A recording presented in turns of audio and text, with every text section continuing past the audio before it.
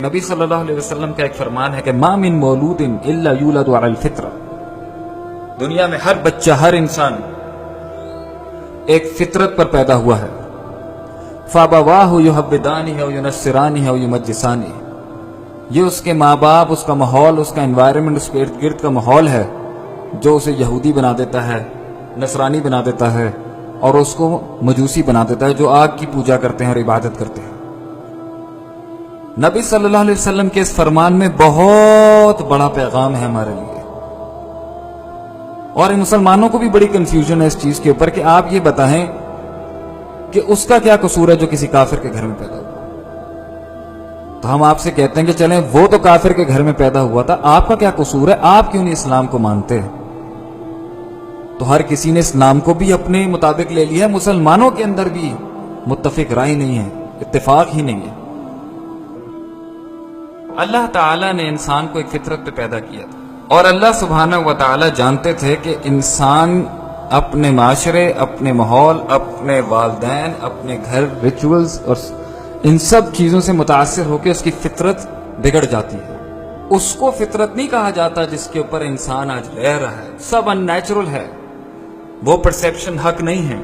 حق فطرت ڈیفائن کرنے کا کسی انسان کے پاس نہیں، نہ ہی کسی جانور کے پاس ہے. کچھ لوگ کہتے ہیں کہ انسانی زندگی جو ہے اس کو کپڑے ہی نہیں پہننے چاہیے. کیوں؟ کیونکہ جانور بھی تو اس دنیا میں برہنہ اور بغیر کپڑوں کے گھومتا ہے. انسان نے یہاں پہ لے گیا اپنے آپ کو، اور قرآن نے بڑی زبردست عکاسی کی ہے اس کی.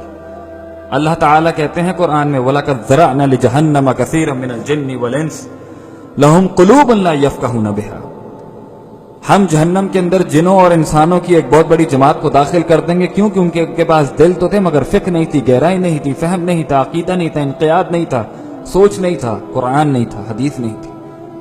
دنیا کے مین میڈ پرسیپشن اور خود ساختہ قوانین تو بہت تھے جو انسان کو گھڑ لیتا ہے، لیکن اللہ کا قانون نہیں تھا.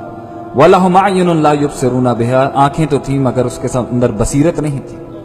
ظاہر دنیا کو بڑا سمجھ میں آتا ہے ان کو، يَعْلَمُونَ الظَّاهِرَ مِنَ الْحَيَاةِ الدُّنْيَا، دنیا کا ظاہر ان کو بہت سمجھ میں آتا ہے. وَهُمْ عَنِ الْآخِرَةِ هُمْ غَافِلُونَ، مگر اس کے اندر چھپی ہوئی جو حقیقت ہے آخرت اور اس کا ایک حساب کتاب اور یوم البعث، جب انسان کو کھڑا کیا جائے گا اور پوچھا جائے گا کیوں کیا تم نے یہ، من ربک من نبیک وما دینک، رب کون تھا، نبی کون تھا، دین کیا تھا، کیا لائف سٹائل اپنایا تم نے اس دنیا میں، کس کو تم نے فالو کیا؟ نہیں، غافل.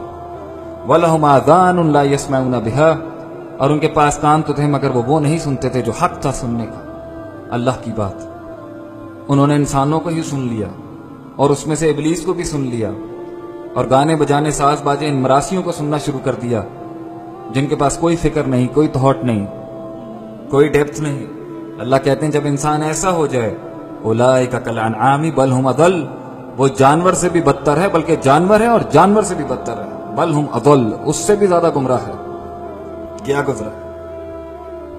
تو یہ تو لے سکتے ہیں ان جانوروں سے اپنے ایتھکس اور ویلیوز، ہم نہیں.